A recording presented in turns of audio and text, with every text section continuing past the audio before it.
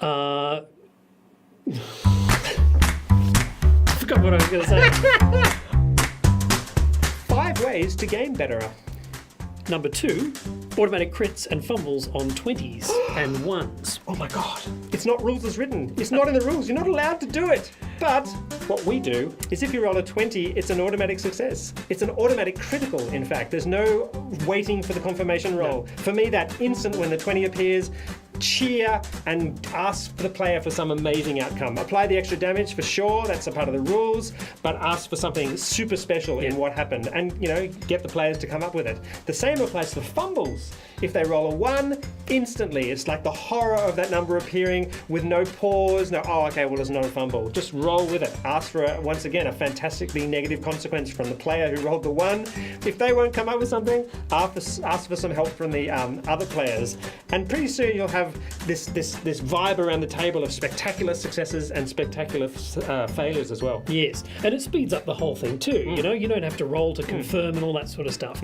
And more importantly, the other thing that you should do is have critical successes and critical failures on skill checks. I know that this is not rules as written, and there's a big debate going on in D&D and Pathfinder at the moment about it, but a 20 is a 20, and it's a thing to be celebrated. And even if you do it on a skill check, I think you should totally have an automatic success and some great benefit that happens as you roll the critical success. Absolutely. And if the player's asking to have their fighter levitate, fly up and land on top of a 300-foot tower, well, don't let them roll. If it's not possible, don't let them roll. If they really want to roll, we'll roll, and something awesome happens if they roll a 20, something fantastic. But they're not going to fly up in the air and do something really unnatural. Or even sort of delay the gratification of it. Say you succeed, but you get advantage on your next attack roll or something like that. Right.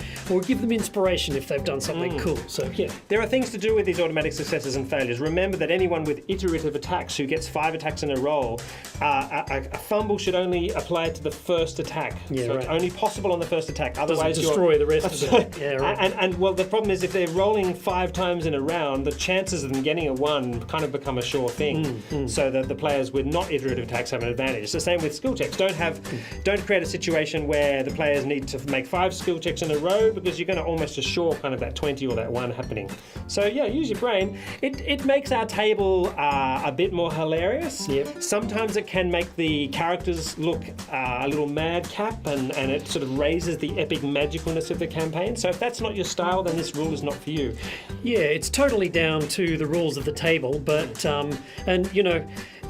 we do a lot of things to make the game flow quicker because we're on camera and we're doing a whole bunch of things.